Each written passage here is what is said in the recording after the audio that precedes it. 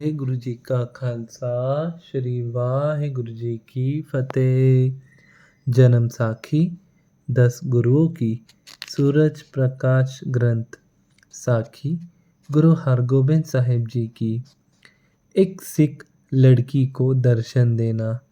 आगरे शहर में एक सिख लड़की जो असिख के घर विवाहित थी।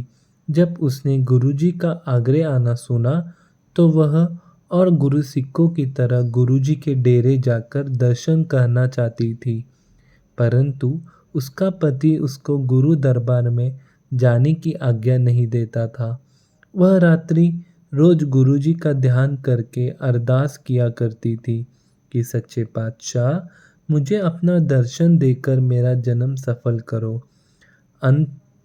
अनंतयामी गुरुजी स्त्री की अरदास को सुनकर एक दिन शिकार के समय घोड़सवार होकर उसके द्वार पर जा खड़े हुए और आवाज़ दी कि बीबी, जिनका दर्शन करने के लिए रोज अरदास करती हो वे आ गए हैं, दर्शन कर लो। यह आवाज़ सुनकर बीबी दौड़ आई। उसने गुरुजी के चरणों में सिर रखकर माथा टेका। गुरुजी ने बीबी को आशीष दी और उसके मन की भावना पूरी करके उसको निहाल किया। धन गुरु नानक। धन गुरु नानक।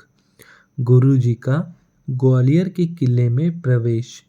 बादशाह के साथ गुरुजी का मेल मिलाप देखकर चंदू बहुत तंग था और किसी समय की ताड़ में था कि इस मेल मिलाप को किसी तरह विघ्न पड़ जाए।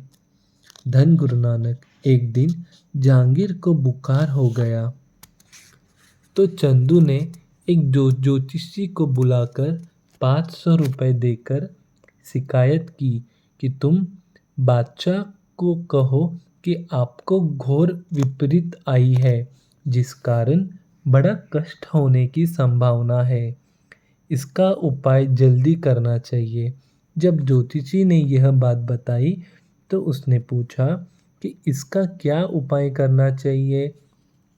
तब ज्योतिषी ने जैसे चंदू ने उसको समझाया कि जो परमात्मा का नाम लेने वाला, प्रभु का प्यारा और लोगों में माननीय पूज्य हो, वह अगर 40 दिन ग्वालियर के किले में एकांत बैठकर आपके निमृत माला फेरे और प्रार्थना करे तो यह कष्ट दूर हो सकता है। ज्योतिषी की बात सुनकर बादशाह ने अपने अहिलकारों को कहा कि इन गुणों वाले किसी आदमी को ढूंढकर जल्दी लाओ। इस समय चंदू जो और अहिलकारों के साथ बादशाह के पास बैठा था, झट बोला कि जहाँपना श्री गुरु हरगोबिंद जी इस काम के लिए बहुत योग्य है।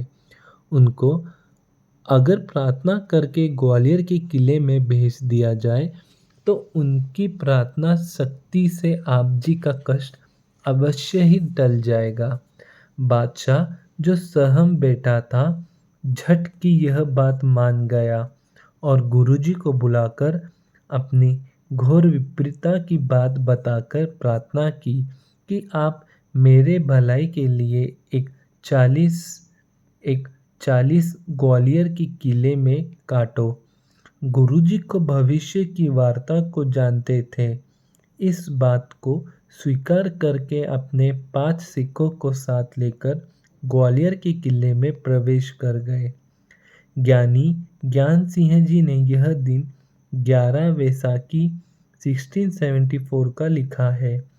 जहांगीर ने किले के दरोगे हरिदास को लिखा कि गुरुजी मेरे लिए किले में 40 काटने आ रहे हैं। इनको किसी प्रकार की कोई भी तकलीफ न होने देना।